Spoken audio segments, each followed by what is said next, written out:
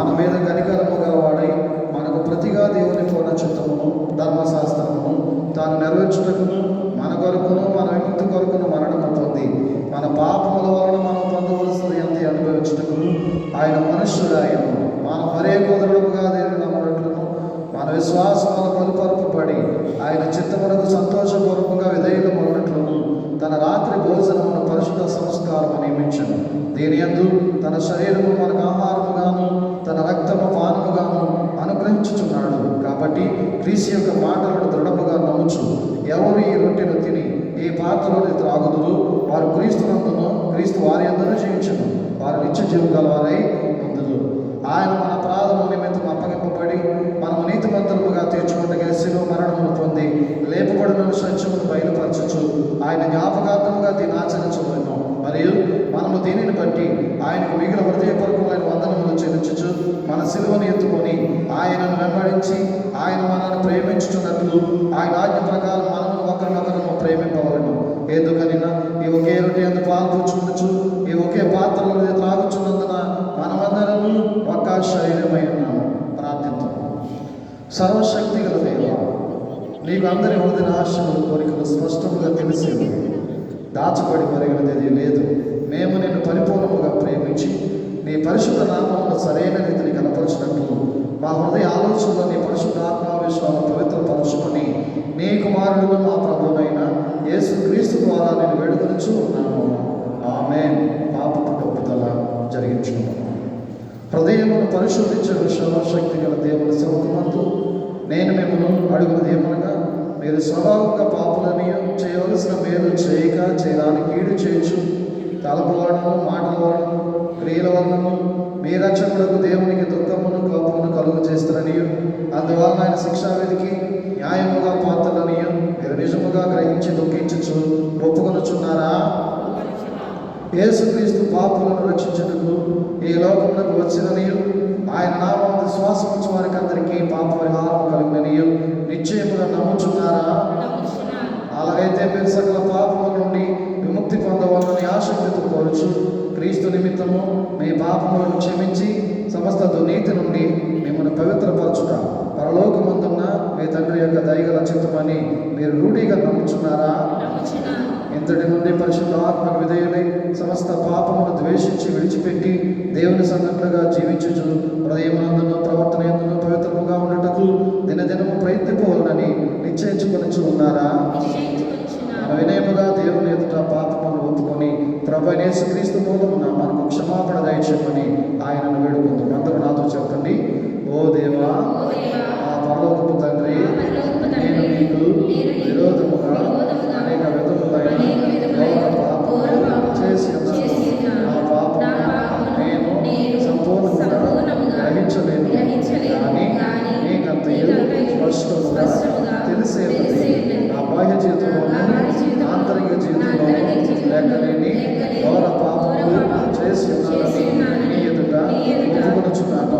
మరియు నేను పశ్చాత్తాపడుచు నా దోషములను గురించి మనస్ఫూర్తిగా దుఃఖించుచు నీ మితి లేని కృపను బట్టి నన్ను కరుణించి నీ కుమారుడును నా ప్రభువునైన యేసుక్రీస్తు నిమిత్తమున నా పాపములను మన్నించి కృపతో నా బలహీనతలను తొలగింపుమని నేను వేడుకొనుచున్నాను.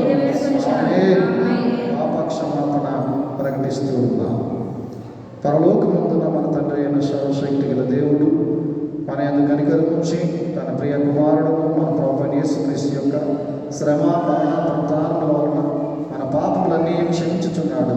మరియు క్రీస్తు ప్రభుని సంఘం యొక్క కాపరినైన నేను ఆయన ఇచ్చిన అధికారమును బట్టి మీలో నిజముగా పశ్చాత్తాపడి ఆయన యందు విశ్వాసముంచు వారందరి పాపములు సంపూర్ణముగా క్షమింపబడి ఉన్నవని తండ్రి యొక్కయు కుమారుని యొక్కయు పరిశుద్ధాత్మ యొక్కయు నామమున ప్రకటించుచున్నాను.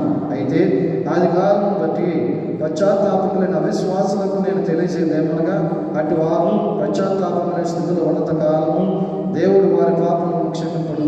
మరియు కృపాదిన అంతము కాక ముందు తమ దుర్మార్గము నుండి మళ్ళు కనుకయు నిజ పశ్చాత్తాపము లేకయు క్రీస్తునందు విశ్వాసము ముచ్చుకి ఉన్న ఎడల దేవుడు నిశ్చయముగా వారి దోషములను వారి మీదకి రప్పించను.